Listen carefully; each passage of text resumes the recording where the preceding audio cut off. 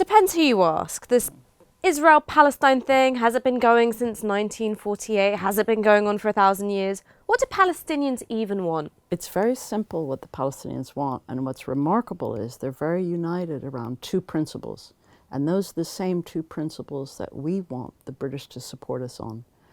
They're international law, they're legally based, and it's a return of the refugees and our right to self-determination like all peoples have.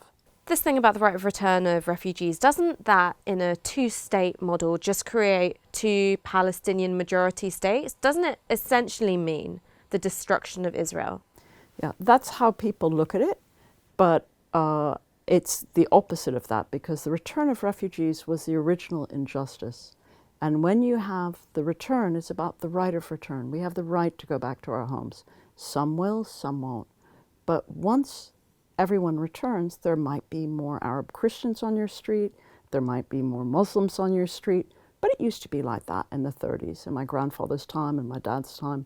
So people can live amongst each other when the injustices have been addressed. But Israel and Palestine isn't the only conflict going on in the world. There's a lot of strife in African countries, in different Asian countries, and the British left might want to get involved with all this stuff, might care deeply, but don't we have to sort out our own issues at home first? Why are we getting up in a tussle about East Jerusalem when we've not even got a plan for winning over, say, I don't know, East Hastings?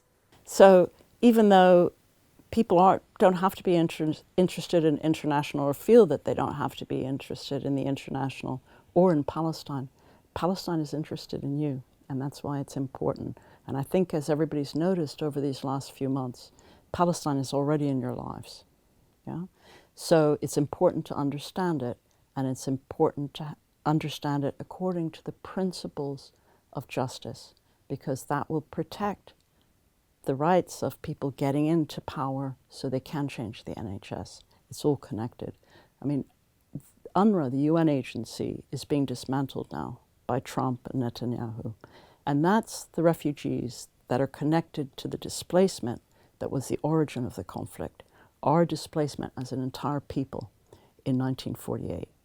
So people are saying, but that was a long time ago. Why should we care about it now? But actually, it is involved in what you're doing and how you're campaigning now. Palestine is alive. So, the average leftist in the UK, what can we do to support the Palestinian struggle?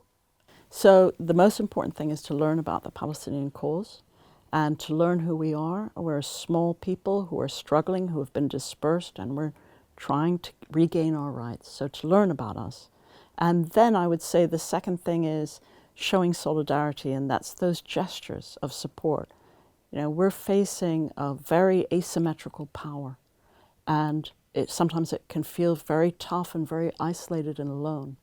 And so that great tradition of British solidarity is to stand alongside, to send gestures. You know, we have school kids writing letters to school kids in an UNRWA school in Syria or in Gaza.